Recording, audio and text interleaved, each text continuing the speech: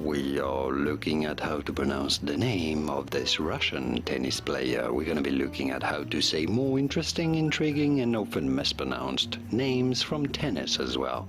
So make sure to stay tuned and consider subscribing for more learning. How do you say it?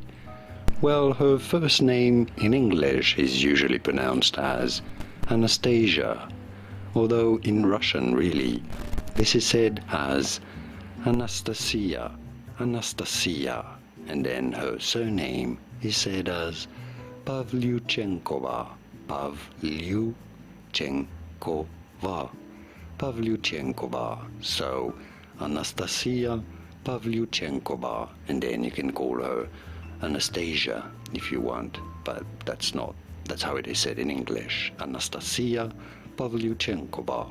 And now you know. Here are more videos on how to pronounce more interesting names from tennis whose pronunciations aren't always obvious. Many get them wrong. You won't after watching those. I'll see you there to learn more. Thanks for watching.